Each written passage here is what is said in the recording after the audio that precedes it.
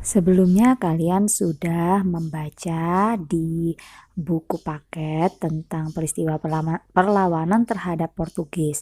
Nah, kali ini Miss Lutfi ingin berbagi informasi mengenai peristiwa perlawanan terhadap Belanda. Nah, di sini ada beberapa tokoh yang berasal dari beberapa daerah yang memimpin perlawanan terhadap Belanda. Nah, ada siapa saja ya? Nah, pertama di sini ada Sultan Hasanuddin dari Makassar, Pangeran Antasari dari Banjarmasin, Kalimantan Selatan, kemudian ada Patimura dari Maluku, ada Sisingamaraja dari Sumatera Utara, ada Sultan Ageng Tirtayasa dari Banten, Pangeran Diponegoro dari Yogyakarta, dan ada Silas Papare dari Papua. Berikut profil tokoh pemimpin perlawanan terhadap Belanda. Yang pertama yaitu Sultan Hasanuddin dari Makassar. Alasan melakukan perlawanan yaitu Kompeni Belanda mau memonopoli perdagangan rempah dari Maluku. Bentuk-bentuk perlawanannya yang pertama, perang 2 hari dengan pasukan Belanda pada April 1655 di Buton yang dipimpin langsung oleh Sultan Hasanuddin. Benteng pertahanan Kompeni Belanda di Buton berhasil direbut. Yang kedua, pada tahun 1666, Belanda di bawah kepemimpinan Laksamana Cornelis Pilman berusaha menguasai kerajaan Goa. Namun, belum berhasil karena mendapat perlawanan dari pasukan Sultan Hasanuddin. Kemudian hasil perlawanannya apa? Sultan Hasanuddin berhasil menggabungkan kekuatan kerajaan kecil di bagian timur Indonesia untuk melawan Belanda. Namun akhirnya Belanda berhasil menaklukkan Kesultanan Goa di Makassar pada tahun 1669 setelah mendapat bantuan dari Raja Bone Arung Palaka. Akibat kekalahan ini, Sultan Hasanuddin harus menandatangani perjanjian Bungaya. Profil selanjutnya dari Pangeran Antasari. Alasan melakukan perlawanan yaitu rakyat Banjar tidak suka dan tidak setuju dengan merajalelanya dalam menguasai perkebunan dan pertambangan yang ada di Kalimantan Selatan, serta terlalu ikut campurnya pihak Belanda terhadap urusan kesultanan.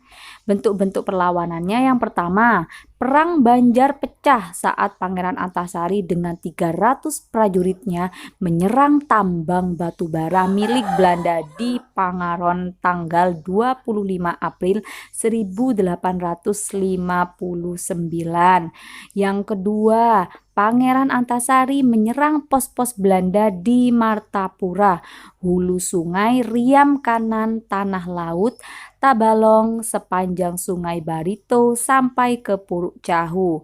Hasil perlawanannya adalah perlawanan rakyat Banjar terus berkobar, walaupun akhirnya Belanda dapat menangkap beberapa pemimpin pasukan Pangeran Antasari yang bermarkas di gua-gua, yaitu Kiai Demang Leman dan Tumanggung Aryapati.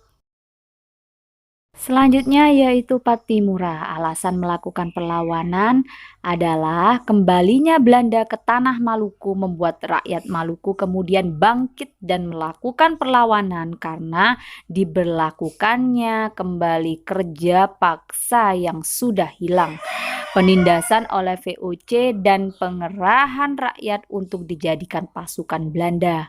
Bentuk-bentuk perlawanannya yang pertama, perlawanan rakyat Maluku diawali dengan membakar perahu pos di Porto atau pelabuhan pada 15 Mei 1817 dan mengepung benteng Dorstad.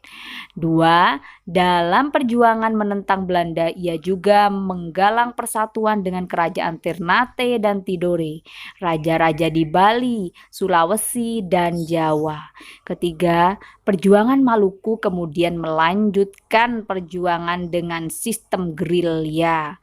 Hasil perlawanannya, pertempuran yang menghancurkan pasukan Belanda tercatat seperti perebutan benteng Belanda Dorstad, pertempuran di pantai Wasisil dan Jazirah Hatawano, Ulat, Jazirah Hitu di Pulau Ambon dan Seram Selatan.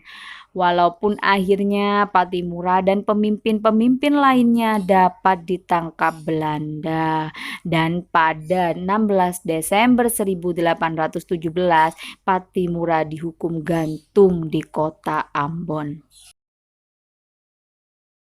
Selanjutnya ada Sisingamangaraja. Alasan melakukan perlawanan adalah adanya siasat Belanda dengan menggunakan gerakan Zending untuk menguasai daerah Batak serta kemarahan Sisingamangaraja atas penempatan pasukan Belanda di Tarutung dan hampir seluruh Sumatera sudah dikuasai Belanda. Bentuk-bentuk perlawanannya, yang pertama Singamangaraja 12 terus melakukan perlawanan secara gerilya serta berhasil melakukan konsolidasi pasukannya. Yang kedua, kemudian bersama pasukan bantuan dari Aceh secara ofensif menyerang dudukan Belanda antaranya Uluan dan Balige pada Mei 1883 serta Tangga Batu pada tahun 1884. Hasil perlawanannya adalah kegigihan perjuangan Sisingamangaraja 12 ini telah menginspirasikan masyarakat Indonesia untuk terus melawan penjajahan. Yang selanjutnya yaitu Sultan Ageng Tirtayasa. Alasan melakukan perlawanan adalah kedatangan Belanda ke Banten awalnya hanya untuk melakukan perdagangan. Namun dengan potensi alam yang dimiliki oleh Banten, VOC hendak menguasai Banten.